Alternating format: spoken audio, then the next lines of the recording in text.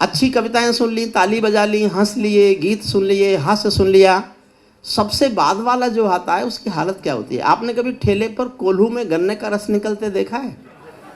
गन्ने को एक बार कोल्हू में डालते हैं, फिर उसी गन्ने को पीछे से उठा के फिर दोबारा कोल्हू में डाल देते हैं, और कई बार तो उसी गन्ने को तिवारा फिर कोल्हू में डाल देते हैं, और जब वो गन्ना बिल्कुल खोकस खोई हो जाता है तब मुझसे कहते हैं कि अब इसमें तू रस निकाल के दिखा।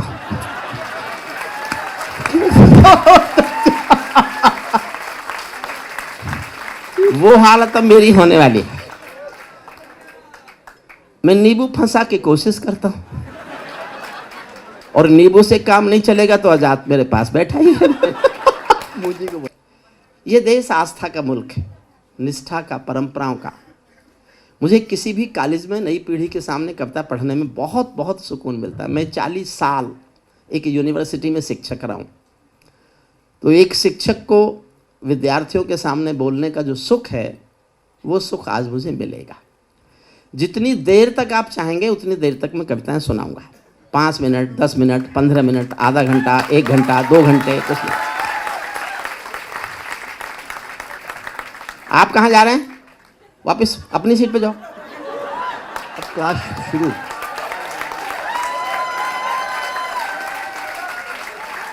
ये कोई पार्लियामेंट है जिसका मन करेगा उठ के चल देगा? अच्छा, आपके सामने तो ताली बजाने के लिए, कविता सुनाने की जरूरत ही नहीं है। आप तो वो नई पीढ़ी है देश की कि किसी भी बात पे हंस पड़ते हो, ताली बजा देते हो।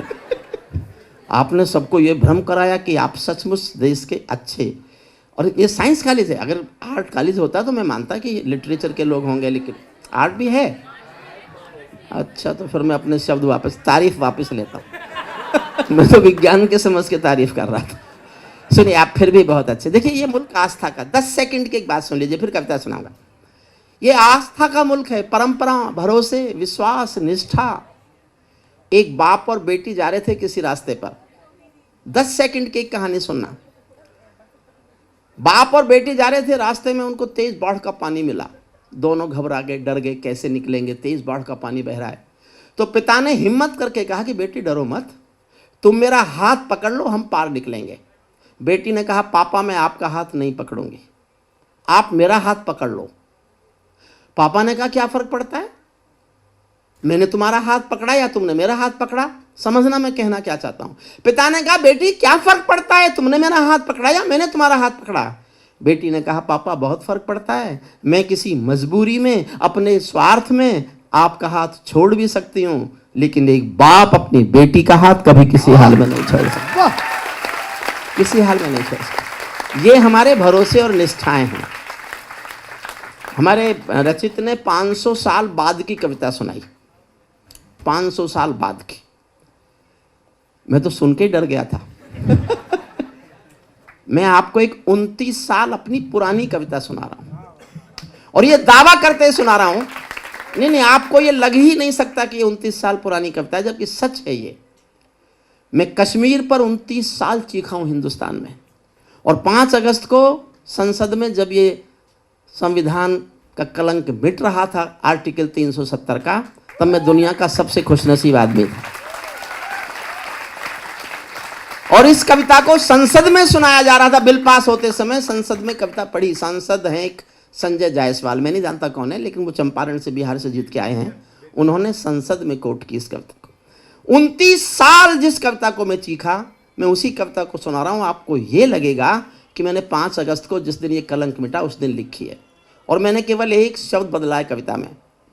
पहले है बोलता था, अब वो था हो गया।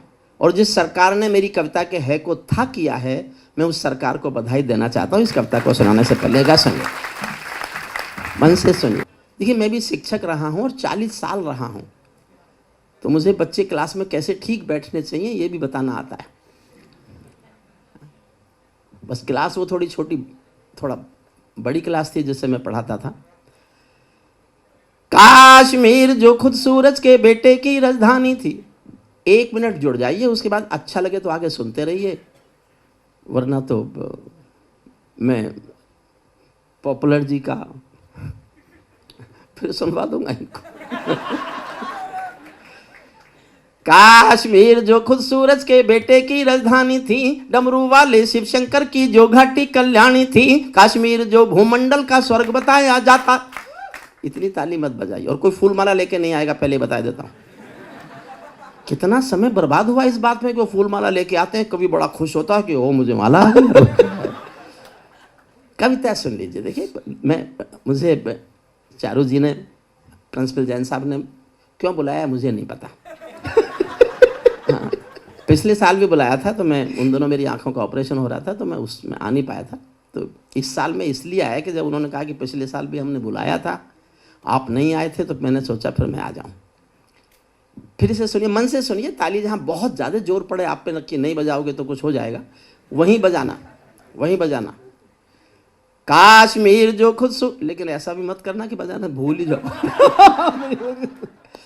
काश्मीर जो खुद सूरज के बेटे की राजधानी थी, डमरू वाले शिव शंकर की जो घाटी कल्याणी थी, कश्मीर जो भूमंडल का स्वर्ग बताया जाता था, जिसकी मिट्टी को दुनिया में अर्घ चढ़ाया जाता था, कश्मीर जो भारत माता की आंखों का तारा था, कश्मीर जो लाल बहादुर को प्राणों से प्यारा था, कश्मीर वो डूब गया था अंधी गहरी खाई में, फूलों की घाटी रोती थी मरघट की तन्हाई में, फूलों की घाटी रोती थी मरघट, फूलों की घाटी रोती थी मरघट की तन्हाई में, ये अग्निगंधा मौसम अलबेला था, गंधों के घर बंदूकों का मेला था, मैं भारत की जनता का संबोधन हूँ, आंसू के अधिकारों का उद्बोधन हूँ, मैं अविधा की परंपरा का चारण हूँ, भूषण की शैली का अल्प उदाहरण हूँ, इसीलिए दरबारों को दर्पण दिखलाता फिरता था, इसीलिए दरबारों को दर्पण दिखलाता फिरता था, मैं घायल घाटी के दिल की धड़कन गाता फिरता था, मैं घायल घाटी के दिल की धड़कन गा।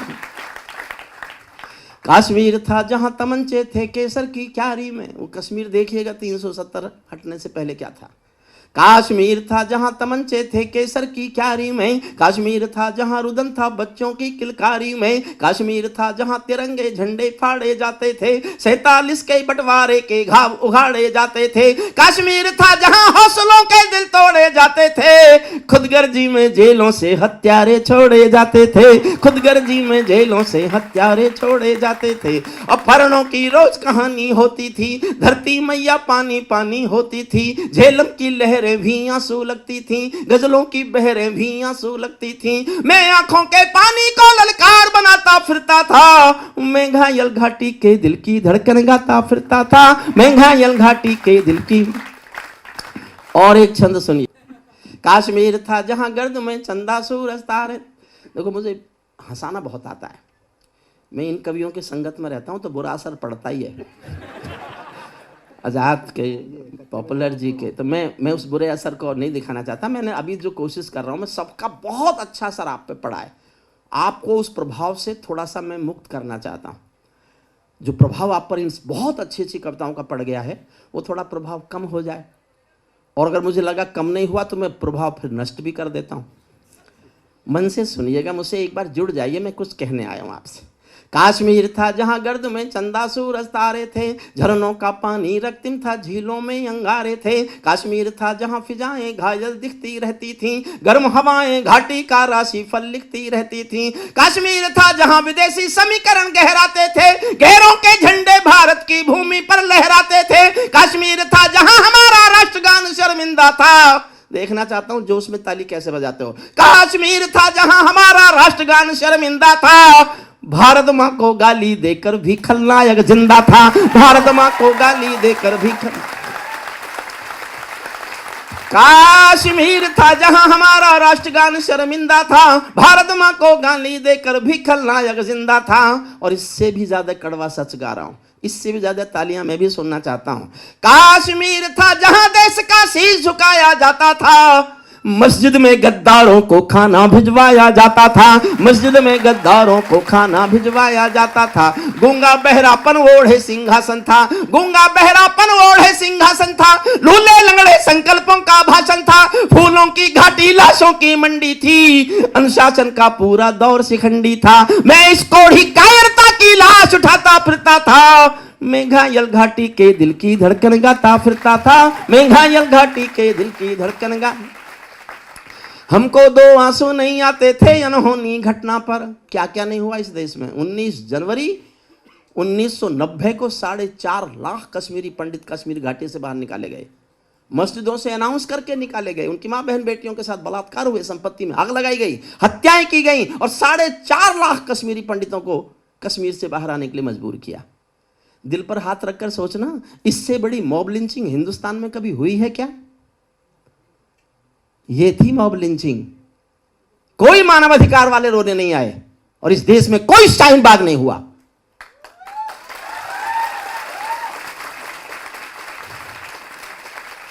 हमको दो आंसू नहीं आते थे अनहोनी घटना पर, थोड़ी सी चर्चा होती थी बहुत बड़ी दुर्घटना पर। राजमहल को शर्म नहीं थी घायल होती छाती पर, भारत मुर्दाबाद लिखा था श्रीनगर की छाती पर। मन करता था फूल चढ़ा दूं लोकतंत्र की अर्थी पर, मन करता था फूल चढ़ा दूं लोकतंत्र की अर्थी पर। भारत के बेटे शरणार्थी हो गए अपनी धरती पर, भारत के बेटे शरणार्थी हो गए अपनी, भारत के बेटे शरणार्थी हो गए अपनी धरती पर। वे घाटी से खेल रहे थे गैरों के बलबूतों पर, जिनकी नाक टिकी रहती थी पाकिस्तानी जूतों पर। कश्मीर को बंटवारे का धंधा बना रहे थे वे, जुगनू को बैसाखी देकर चंदा बना रहे थे वे। फिर भी खून सने हाथों को न्योता था दरबारों का, जैसे सूरज की किरणों पर कर्जा हो अंधियारों का, जैसे सूरज की किरणों पर कर्जा हो अंधियारों का, जैसे सूरज की किरणों पर कर्जा हो अंधियारों का। कुर्सी भूखी थी नोटों के थैलों की, कुलवंती दासी हो गई रखेलों की। एक नाम लेता हूं, उस नाम को सुनकर आपके दिल में आदर की सम्मान की एक भी हिलोर उठे तो इस खूबसूरत से हॉल में मैं तालियों की हिलोर देखना चाहता हूं। उस व्यक्ति के प्रति आपके दिल में आदर है और आदर की एक भी हिलोर उस नाम को सुनकर उठती है तो मैं तालियों की हिलोर इस हॉल में देखना चाहता हूं। आजाद को समर्पित करता हूं पंक्तियां सुना। कुर्सी भूखी थी नोटों के थैलों की, कुर्सी भूखी थी नोटों के थैलों की, कुलवंती दासी हो गई रखेलों की। घाटी आंगन हो गई खूनी खेलों की, घाटी आंगन हो गई खूनी खेलों की। बहुत जरूरत थी सरदार पटेलों की, बहुत जरूरत थी सरदार पटेलों की। प्रणाम करता हूं। जिंदाबाद। बहुत जरूरत थी सरदार पटेलों की। मैं घाटी के आंसू का संतरास मिटाता फिरता था, मैं घायल घाटी के दिल की धड़कन। अब एक छंद सुनाता हूं, मैं बहुत जोश में सुनाऊंगा। मैं 3 दिन पहले बंगलौर में था तो मेरे मुंह से ऐसे निकल गया कि मैं जोश में सुनाऊंगा और मैं चाहता हूं जनता भी जोश में सुने। फिर मेरे मुंह से ये निकल गया कि मैं चाहता हूं जनता मुझसे ज़्यादा जोश में सुने। अगर कोई तीसरा आदमी खड़ा हुआ ये तय करे कि कवि ज़्यादा जोश में था कि जनता ज़्यादा जोश में थी, तो वो आदमी तीसरा आदमी ये फैसला दे कि कवि का जोश था लेकिन जनता का जोश कवि से ज़्यादा था। मैं हारना चाहता हूँ जोश में आपसे, यही मेरी जीत है। मैं फिर सुना रहा हूँ, जोश में सुनाऊंगा लेकिन मैं आपसे हारना चाहता हूं, यही मेरी जीत है, यही मेरा पुरस्कार। एक छंद सुनिएगा। जब चौराहों पर हत्यारे महिमा मंडित होते थे, आतंकवादी मारा जाता था तो उसके लिए जलसे होते थे, जलसे। पाकिस्तान ब्लैक डे मनाता था, रेल का नाम लिखता था उसके ऊपर। जब चौराहों पर मर्यादा, जब चौराहों पर हत्यारे महिमा मंडित होते थे, भारत मां की मर्यादा के मंजर खंडित होते थे। जब कृष भारत के नारे थे गुलमर्गा की गलियों में, शिमला समझौता जलता था बंदूकों की नलियों में। तो केवल आवश्यकता थी हिम्मत की खुददारी की, तो केवल आवश्यकता थी हिम्मत की खुददारी की। 56 इंची सीने से ही आशा थी दमदारी की, 56 इंची। वाह वाह।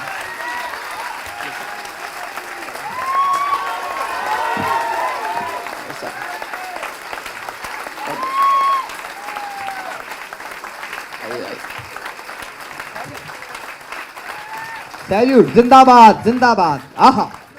अच्छा, आपने तो मुझे सेमीफाइनल में ही हरा दिया। मैं जिन पंक्तियों पर आपका जोश चाहता था वो भी आई नहीं। तो आपको फिर एक बार कष्ट करना पड़ेगा क्योंकि मेरी जो सबसे अच्छी पंक्तियां वो सुनिए। मैं उन पंक्तियों पर चाहता था कि मुझे बहुत जोश मिले। फिर से पढ़ता हूँ। जब चौराहों पर हुजूर बैठ जाओ, ए हुजूर आदरणीय रामलाल जी, रामलाल जी बैठ जाओ। और अब बीच में कोई उठना मत। आप शायद मेरे बारे में जानते नहीं हो, मैंने जिन सरकारों पर लिखा है ना वो बैठ गई।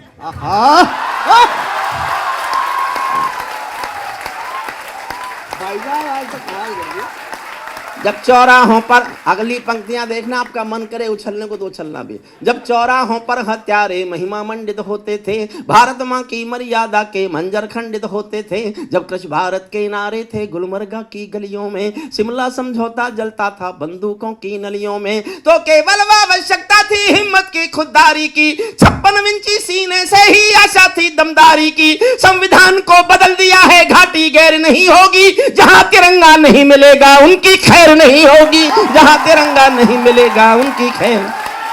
जिंदाबाद, वाह,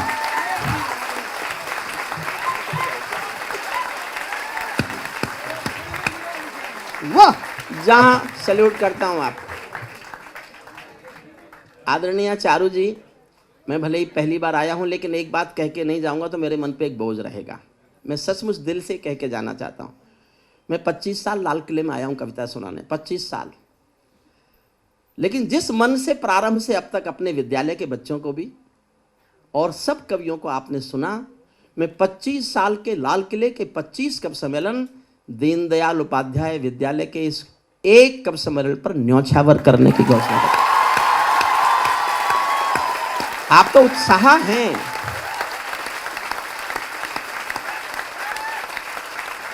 उत्साह का नाम है शायद दीनदयाल उपाध्याय, जिस महापुरुष के नाम पर आपके विद्यालय का नाम है। संस्कार यहाँ रहे होंगे, इतने लोग सब शांति से बैठते नहीं हैं, आप बैठे।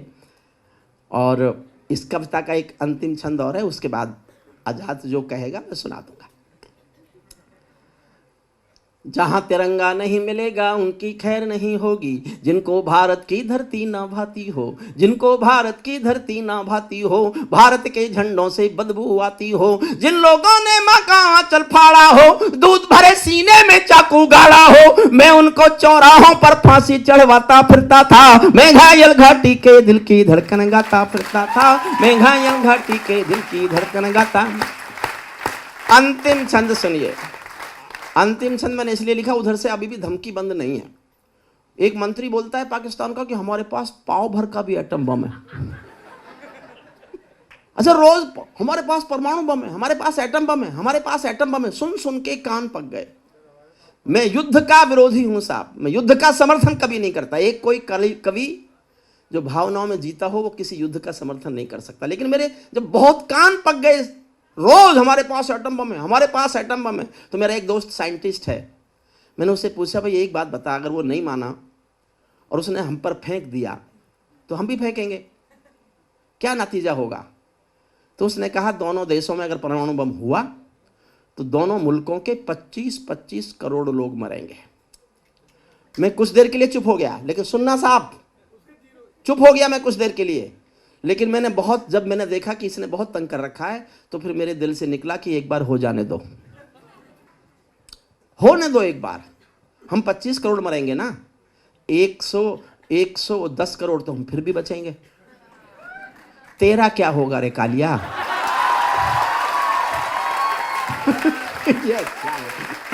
वो तो रेगिस्तान। दुखी हो गए क्या? मैंने कहा हो ही जाने दो फिर।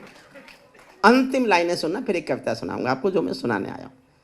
अमरनाथ को गाली दी थी भीख मिले हथियारों ने, अमरनाथ को गाली दी थी भीख मिले हथियारों ने, चांद सितारे टांक लिए थे खून लिपि दीवारों ने, इसीलिए नाकाम रही थी कोशिश सभी उजालों की, क्योंकि ये सब कठपुतली हैं रावलपिंडी वालों की, क्योंकि ये सब कठपुतली हैं रावलपिंडी वालों की। अंतिम एक चुनौती दे दो सीमा पार पड़ोसी को, अंतिम एक चुनौती दे दो सीमा पार पड़ोसी को, गीदड़ का यरता ना समझे सिंहों की खामोशी को, हमको अपने खट्टे मीठे बोल बदलना आता है, हमको अब भी दुनिया का भूगोल बदलना आता है, हमको अब भी दुनिया का भूगोल बदलना।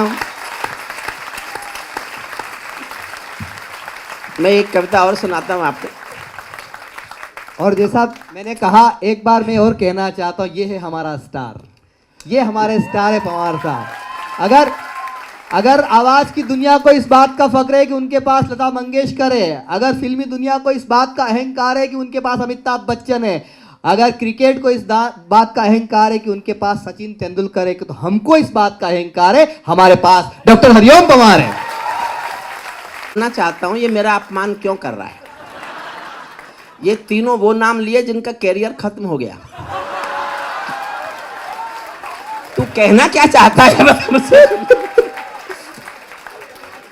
मेरा अभी खत्म नहीं हुआ आजाद, तुम जैसों को कईयों को खत्म करके खत्म होगा।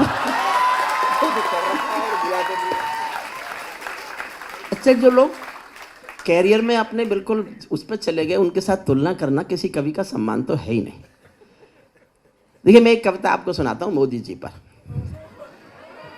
हंसिए मत, प्रशंसा नहीं करता मैं किसी की। एक शब्द उनके पक्ष में नहीं है और एक शब्द उनके खिलाफ नहीं है, खिलाफ नहीं है।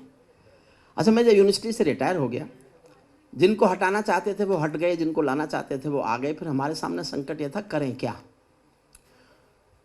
मैं आज भी मानता हूं और इस कॉलेज में कह के जा रहा हूं कि मैं ये जब 40-45 साल पहले कलम उठाई तो ये पहले मैंने पढ़ लिया था कि कविताएं किसी भी युग में कभी भी सरकारों का समर्थन नहीं होती। जब जब कविताओं ने सरकारों का समर्थन किया, या तो कविताएं मरी या सरकार गिरी। मैंने जीवन भर किसी सरकार के समर्थन में नहीं लिखा। मैं अपने जीवन में सर्वाधिक इज्जत अटल बिहारी वाजपेयी जी को दी। मैं केवल एक ही व्यक्ति के पैर छूता हूं राजनीति में, अटल बिहारी वाजपेयी के छूता था। लेकिन मैंने इसके बावजूद अपने जीवन की सबसे कठोर कविताएं, परमाणु विस्फोट के बाद विमान अपहरण और शिखर वार्ता, उनकी सरकार के खिलाफ लिखी और उनको सुनाई। मैंने जब परमाणु विस्फोट उनके समर्थन में लिखी, एक ही कविता जीवन में समर्थन में लिखी और मैंने जाकर उनको सुनाई तो बहुत खुश हुए। बोले बहुत अच्छी लिखी तूने, आखिर तो मान गया ना कि कविता सरकार की प्रशंसा हो सकती है। मैंने कहा जी हो तो गई, लेकिन दो बातें होंगी, या तो मेरी कविता बचेगी या आपकी सरकार। और जैन साहब आप जानते हैं इतिहास में लिखा है, मेरी कविता चली सरकार गिरी। उसके बाद मैंने किसी के समर्थन में नहीं लिखा। अब आ गए ये, तो क्या करें। तो मैंने एक कविता लिखी, मैं 2 छंद सुनाता हूं, पहला और आखिरी छंद। आप समय से आए हैं, मैं पहला कवि हूं।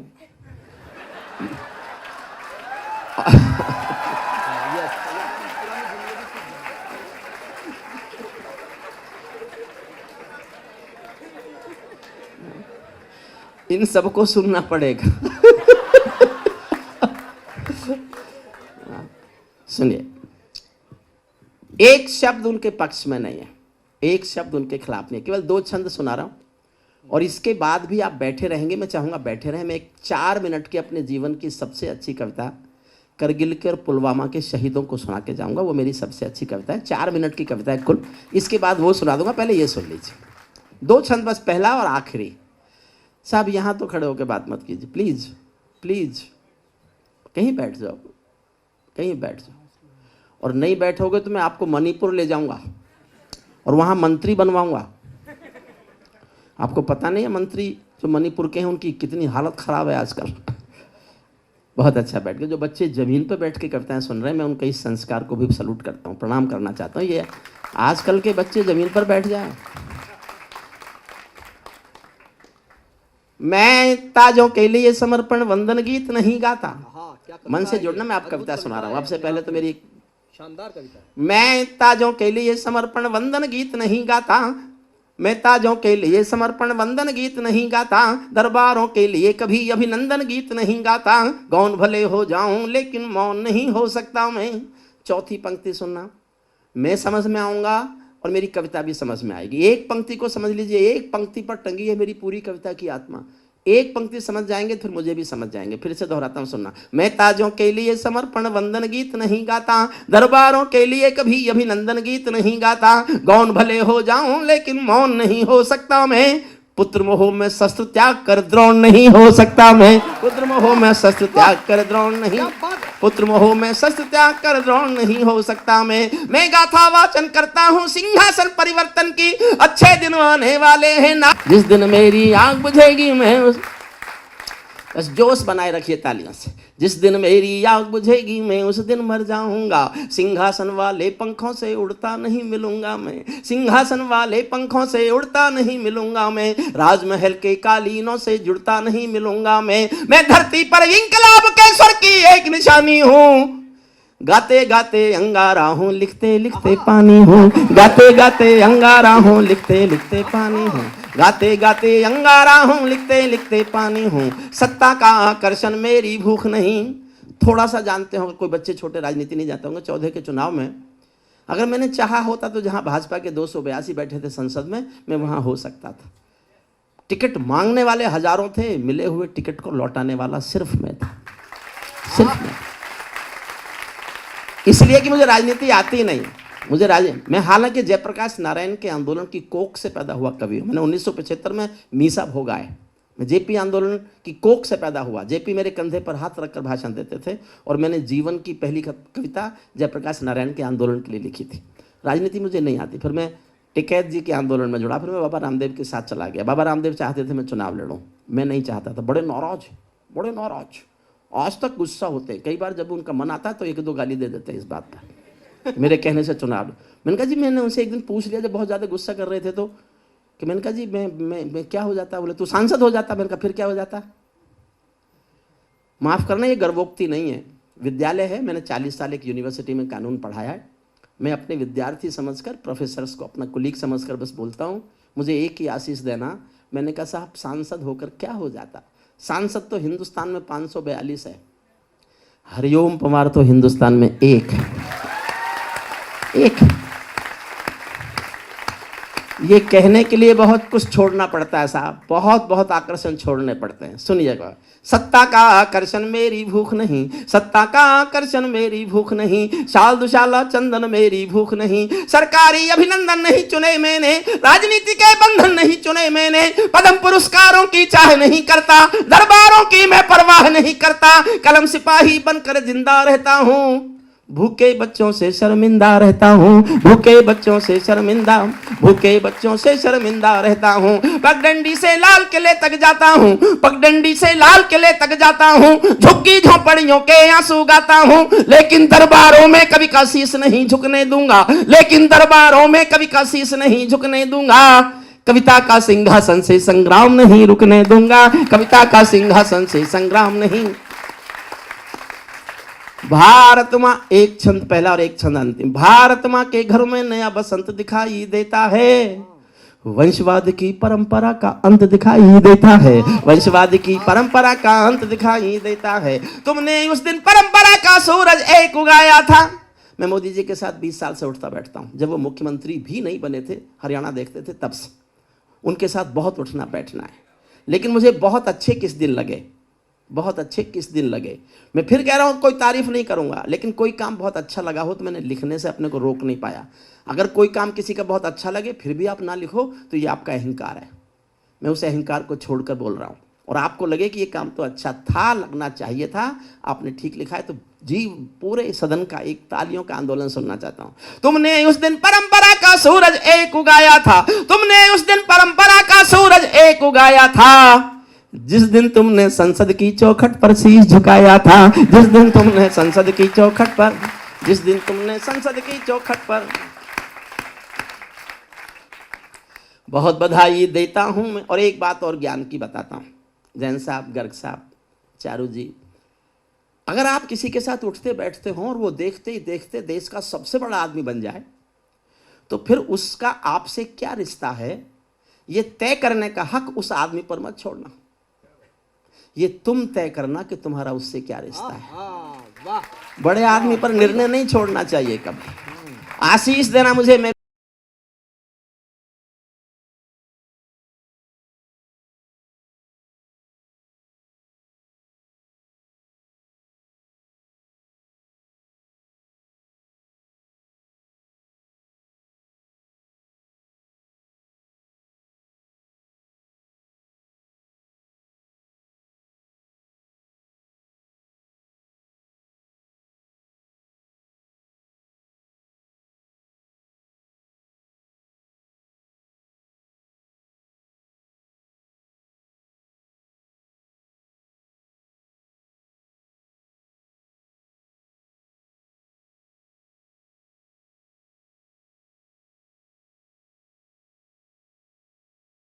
सौंप दिया है पूरा।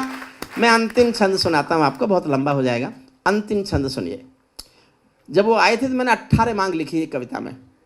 6 पूरी हो गई। आपको शायद पता नहीं है, 1912 में मैंने नोटबंदी पर कविता लिखी थी, 16 में जाके नोटबंदी जारी हुई। 16 में जो नोटबंदी हुई वो मैंने 12 में लिख दी थी। इस देश में फूड सिक्योरिटी एक्ट जब आया, संसद में 14 सांसदों ने मेरी भूख कविता पढ़ी। मेरी भूख कविता की कोख से निकला है भारत का फूड सिक्योरिटी एक्ट। मैं 16 साल चीखा हिंदुस्तान में कि भूख से मरने वालों के लिए कानून बात है, कवि के लिए और हम सब के लिए। वाह। सुप्रीम कोर्ट का राम मंदिर पर फैसला मेरी कविता के आसपास घूमा, और इलाहाबाद हाई कोर्ट के जिस जज ने वो फैसला दिया पक्ष वाला, वो मेरा विद्यार्थी था। जस्टिस सुधीर अग्रवाल मेरे विद्यार्थी हैं।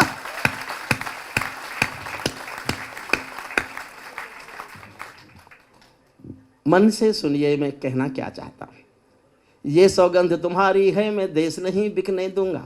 अपने राजा से अपनी मांग रखने का हमारा हक है, मैं भी रखता हूं। देखिए एक बात और समझिए, किसी भी मुल्क की संस्कृति की आत्मा संवेदनाएं। संवेदनाएं मरेंगी तो संस्कृति मरेगी, संस्कृति मरेगी तो संस्कार टूटेंगे, संस्कार टूटेंगे तो अराजकता आएगी, और हम बहस करना छोड़ करके पत्थर उठा लेंगे। उससे देश को बचाना है। एक और छोटी सी कहानी सुनाता हूँ 11 सेकंड की। मेरे व्हाट्सएप पर आई, मैं नहीं जानता किसने भेजी। मैं रात को सोने वाला था, मैंने तब पढ़ी। मैं रात भर नहीं सोया, और मैं आपसे अनुरोध करता हूं किसी को रात को यह कहानी उस समय याद आ जाए जब तुम सोने वाले हो, और फिर तुमको नींद आ जाए तो मेरा नाम लेके गालियां देना। छोटी सी कहानी है। कहानी यह है कि एक बहुत अमीर महिला बहुत बड़ी कार में बहुत महंगी साड़ी पहने हुए एक साड़ी की दुकान में आई, और दुकानदार को बुला के कहा मुझे जल्दी से एक सस्ती सी साड़ी दे दो, मेरी नौकरानी की बेटी की शादी होने वाली है। ये कोई खास बात नहीं है, अक्सर अमीर महिलाएं यही करती हैं। खास बात यह है कि आधे घंटे बाद एक 90 साल की बुढ़िया फटी हुई धोती पहने हुए टूटी फूटी रिक्शा में बैठकर उसी साड़ी की दुकान में आई, और दुकानदार से कहा मुझे इस दुकान की सबसे अच्छी साड़ी दे दो, मेरी मालकिन की बेटी की शादी होने वाली है। संवेदनाएं बचाइए। इस कविता का अंतिम छंद पढ़ रहा हूं, और कोई मत उठिए। 4 मिनट की मैं करगिल और पुलवामा के शहीदों पर एक कविता सुनाऊंगा। मेरी अच्छी कविता है, उसको सुन के जाइएगा। ये सौगंध तुम्हारी है, मैं देश नहीं बिकने दूंगा, देश नहीं मिटने दूंगा, मैं देश नहीं झुकने दूंगा। है मेरा विश्वास कभी सौगंध नहीं तोड़ोगे तुम, भारत माँ की सेवा का अनुबंध नहीं छोड़ोगे तुम। ऐसा कुछ कर जाओ पूरा देश देखता रह जाए, ऐसा कुछ कर जाओ पूरा देश देखता रह जाए। देश नहीं भूमंडल का परिवेश देखता रह जाए, देश नहीं भूमंडल का। क्या कर जाओ, मैं 12 मांग उठा रहा हूं। 6 पूरी कर दी मैंने, उनको निकाल दिया। 12 अभी भी बची हैं जो मैं चाहता हूं पूरी हो, और आप एक एक पंक्ति में एक एक मांग सुनना, और आपको लगे कि ये पूरा होना चाहिए तो मेरा समर्थन करना। पहली मांग सुना रहा हूं आपको। ऐसा कुछ कर जाओ पूरा देश देखता रह जाए, देश नहीं भूमंडल का परिवेश देखता। संसद को गुंडों से दागी चेहरों से खाली कर दो। इतनी तालियों से तो नहीं होगी साहब, अब होगी, अब हो जाएगी। अगर हमको कश्मीर में एक भी आतंकवादी नहीं देखना मांगता, तो हमको संसद में भी एक भी गुंडा नहीं देखना मांगता। वाह, हाँ, क्या बात है। हाँ, जैन साहब आश्चर्य करेंगे, मैंने 2 साल पहले मंचों से बोलना शुरू किया कि हिंदुस्तान के सांसदों को कैंटीन में सब्सिडी नहीं मिलनी चाहिए, ये गरीब लोग हैं। बंद इसलिए हो गई कि नहीं होती तो और कुछ सुनना पड़ता उनको मुझसे और सुनना पड़ता उनको मुझसे। संसद को गुंडों से दागी चेहरों से खाली कर दो, भूखे मरते हुए किसानों के घर खुशहाली भर दो, भूखे मरते हुए किसानों के घर खुशहाली। कश्मीर में भारत मां की जयकारों के स्वर दे दो। और चौथी पंक्ति बहुत अच्छी लगे तो बहुत प्यार से मुझे सहेजना, मेरा हौसला बढ़ाना। कश्मीर में भारत मां की जयकारों के स्वर दे दो, लाल चौक पे भारत मां की जयकारों के स्वर दे दो। हर विस्थापित कश्मीरी पंडित को उसका घर दे दो, हर विस्थापित कश्मीरी पंडित को, हर विस्थापित कश्मीरी पंडित को उसका घर दे दो, हर विस्थापित कश्मीरी पंडित को उसका घर दे दो। खेलों को नेताओं से पूंजीपतियों से मुक्त करो, खेलों को नेताओं से पूंजीपतियों से मुक्त करो। माँ बहनों बेटी का जीना स्वाभिमान से युक्त करो। झोपड़ियों को मत सिखलाओ तौर तरीका जीने का, झोपड़ियों को मत सिखलाओ तौर तरीका जीने का। उन्हें मयस्सर कर दो केवल अच्छा पानी पीने का, उन्हें मयस्सर कर दो केवल अच्छा, उन्हें मयस्सर कर दो केवल अच्छा पानी पीने का। नंगे बदन लिए फिरते हैं ख्वाहिश एक लंगोटी की, नंगे बदन लिए फिरते हैं ख्वाहिश एक कोरोना वायरस आ गया, दुनिया में कुल 3,000 मरे हैं, हाहाकार मच रहा है। भारत में 3 लाख हर साल भूख से मरते हैं, कोई नहीं रोता, क्योंकि ये अमीर लोग हैं। भूख से 3 लाखों के मरने पर शोर नहीं मचता। पूरी दुनिया में कोरोना ने केवल, और दुनिया को, पूरी दुनिया को शाकाहारी होना पड़ेगा, वरना नए नए वायरस फैलेंगे नए नए वायरस। हाथ मिलाना भारतीय संस्कृति नहीं थी, भारतीय संस्कृति नमस्ते थी। आपको वहां आना पड़ेगा, उसी संस्कृति पे आना पड़ेगा। लेकिन हमने सिखाया समझाया तो नहीं आए, कोरोना के कहने से आओगे?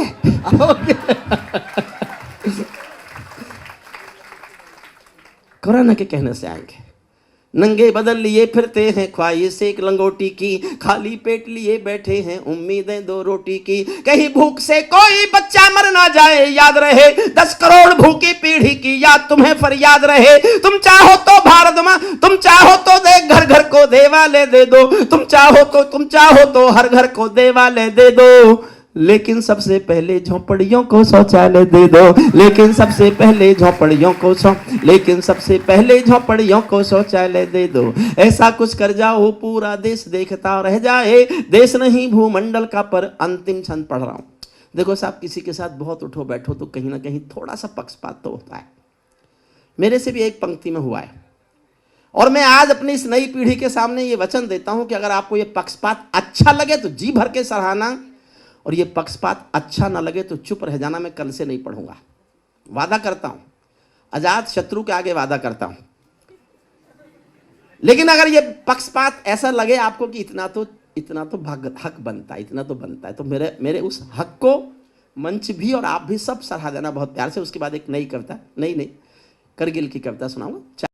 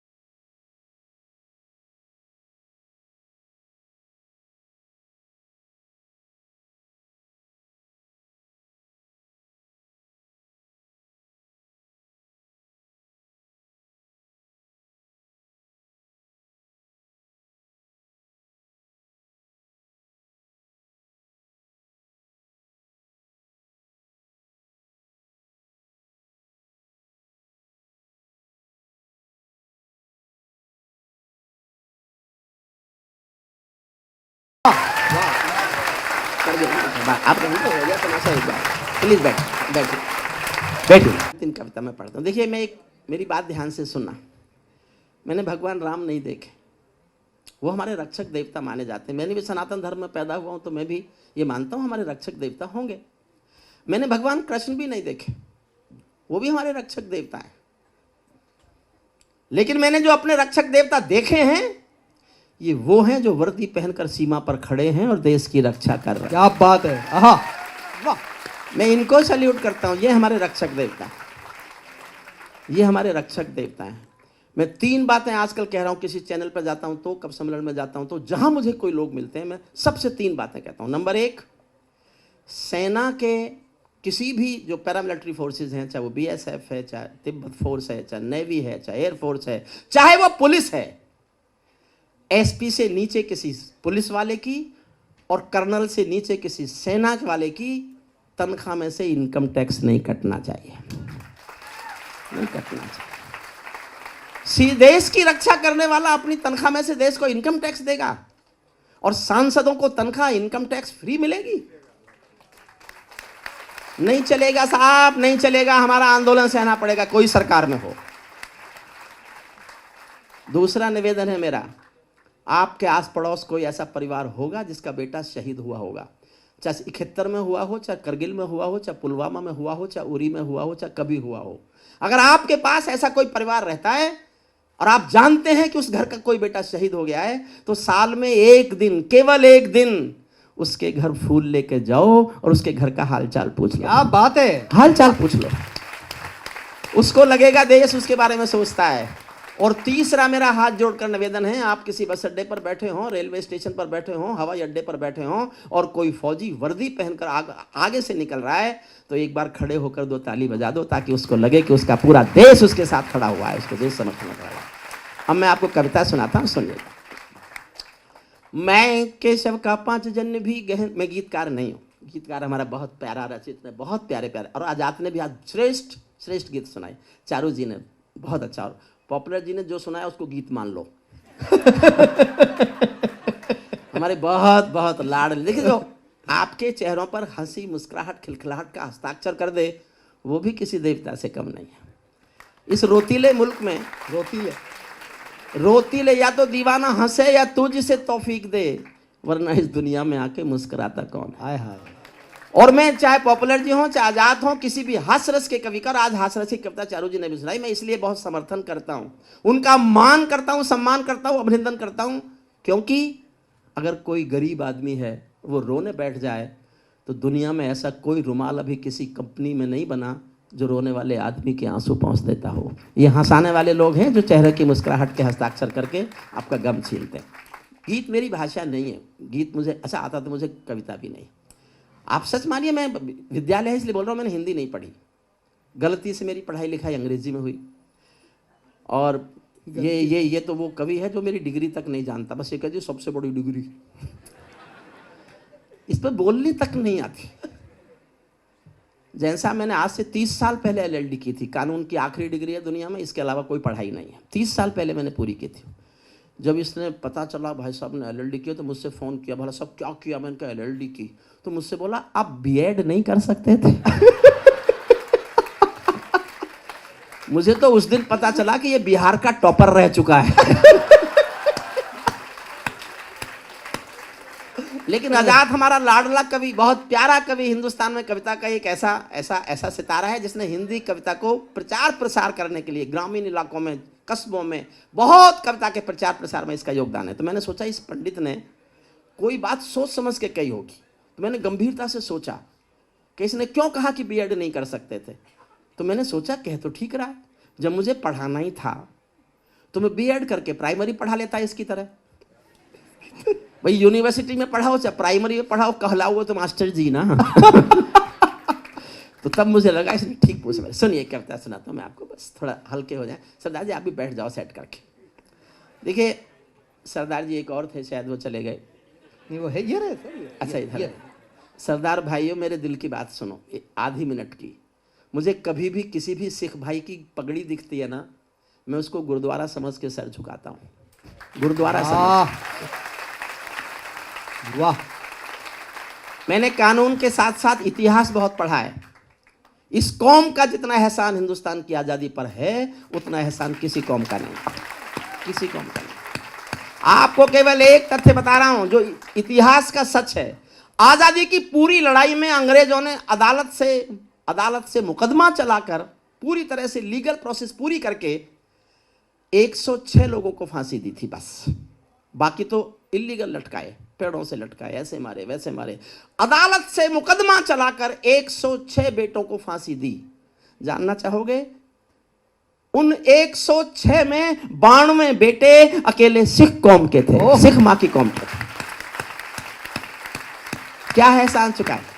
मैंने एक कविता लिखी थी कभी, हम क्या एहसान चुकाएंगे उनकी कुर्बानी का। हम कर्जा खाए बैठे हैं गुरु गोविंद की कुर्बानी का। हम क्या एहसान चुकाएंगे उनकी आंखों के पानी का। हम उनकी पूजा करते हैं आज़ादी के आधारों में, जिनके आगे जिनके 2-2 बेटे चिन गए दीवारों में।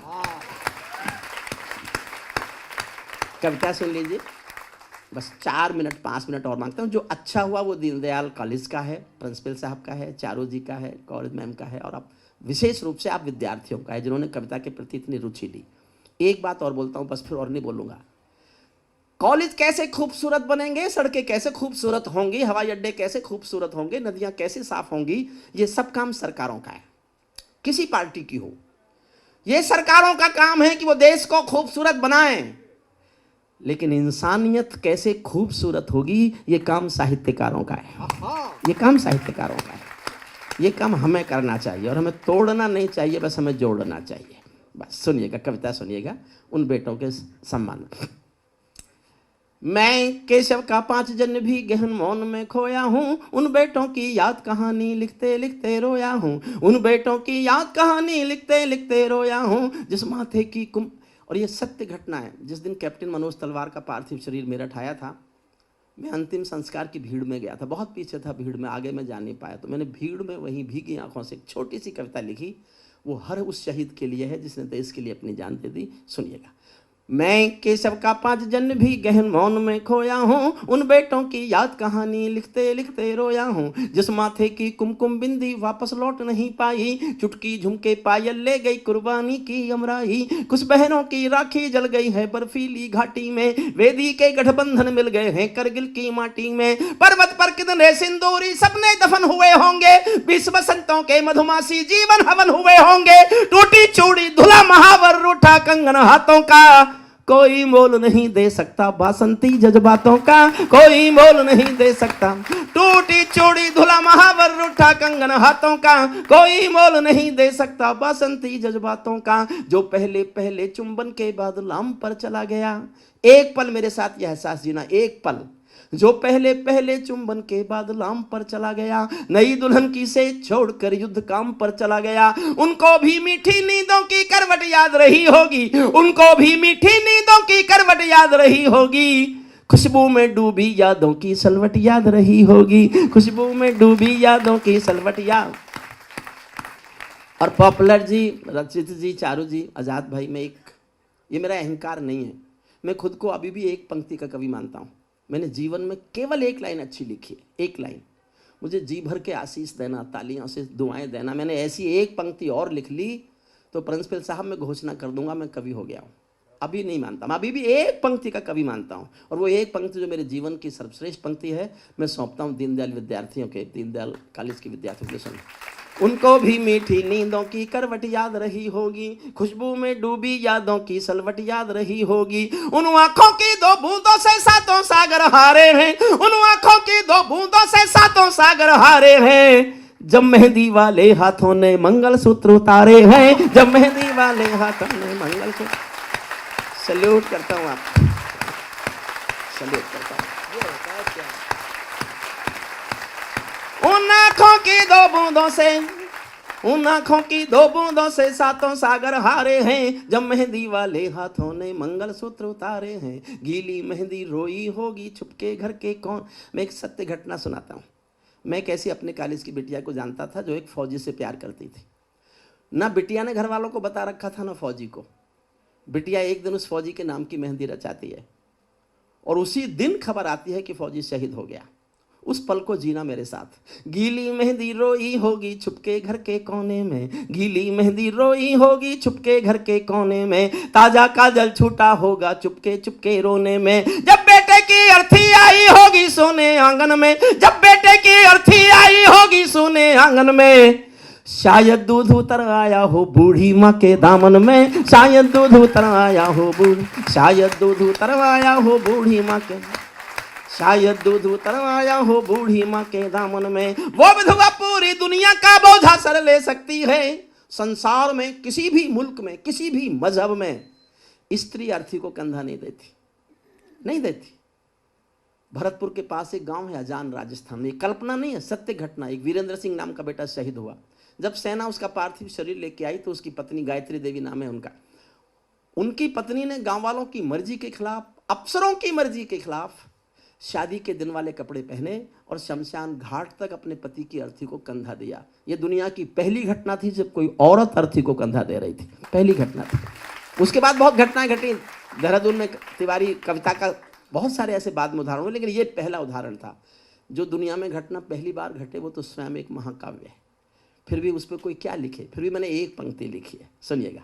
जब बेटे की अर्थी आई होगी सोने आंगन में, शायद दूध उतरवाया हो बूढ़ी माँ के दामन में, वो विधवा पूरी दुनिया का बोझा सर ले सकती है, वो विधवा पूरी दुनिया का बोझा सर ले सकती है, जो अपने पथ की अर्थी को भी कंधा दे सकती है, जो अपने पथ की अर्थी को भी, जो अपने पथ की अर्थी को भी कंधा दे सकती है। मैं ऐसी हर देवी के चरणों में शीश झुकाता हूँ, मैं ऐसी हर देवी के चरणों में शीश झुकाता हूँ, इसीलिए मैं कविता को हथियार बना कर गाता हूँ, इसीलिए मैं कविता को हथियार बना कर गाता हूँ।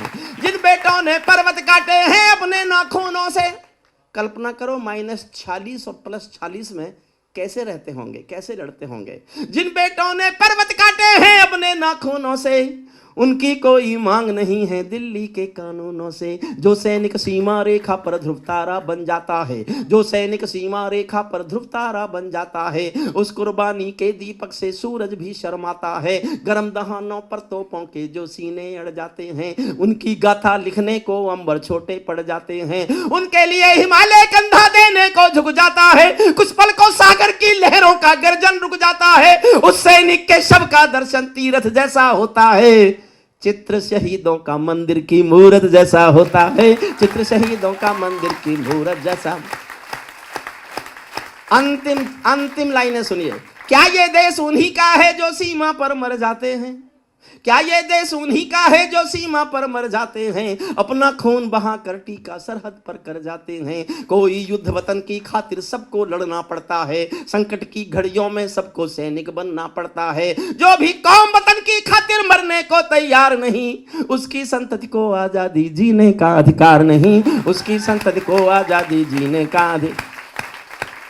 अंतिम 4 लाइन सुनाता हूं सब, फिर कहता हूं जो अच्छा हुआ, जो जितना भी जिसको अच्छा लगा, वो इस विद्यालय का है, प्रबंध तंत्र का है, प्रिंसिपल साहब का है, चारों मैम का है, आप सबका है। और कोई कमी, क्योंकि उम्र में मैं बड़ा हूं, इनसे कहीं कुछ बुरा लगा हो, अच्छा नहीं लगा हो, कुछ भी हो, तो उसके लिए मैं जिम्मेदार हूं और मैं माफी मांगता हूं। अंतिम 4 पंक्ति सुन। मैं नेताओं पर कोई बहुत सख्त पंक्ति लिखना चाहता था, मेरे घर में बहुत है, फिर भी मेरा इरादा तो उन्हीं को सुनाने का था वैसे, लेकिन मैंने सोचा इतना सख्त बोलूं, इतना सख्त बोलूं। आप दिल पर हाथ रखकर सोचना, क्या इससे ज्यादा सख्त नेता के लिए कुछ कहा जा सकता है क्या? और मैंने सोच समझ के अपनी पढ़ाई का फायदा उठाकर इस तरह से लिखा कि अगर नेता मेरे सामने बैठे हो तो उनकी समझ में ही नहीं आए कि ये हमें कह क्या रहा है, और अगर समझ में भी आए तो फिर उतनी देर में आए जब तक मैं निकल लूं। अंतिम 4 पंक्तियां पढ़ता हूं, सुनिएगा। उसकी संतति को आजादी जीने का अधिकार नहीं, सैनिक अपने प्राण गंवा कर देश बढ़ा कर जाते हैं। 4थी पंक्ति हमारी विदाई की पंक्ति है। सैनिक अपने प्राण गंवा कर देश बढ़ा कर जाते हैं, सैनिक अपने प्राण गंवा कर देश बढ़ा कर जाते हैं, बलिदानों की बुनियादों पर राष्ट्र खड़ा कर जाते हैं। जिनको माँ के बलिदानी बेटों से प्यार नहीं होगा, उन्हें तिरंगे को लहराने का अधिकार नहीं होगा। उन्हें बहुत बहुत धन्यवाद।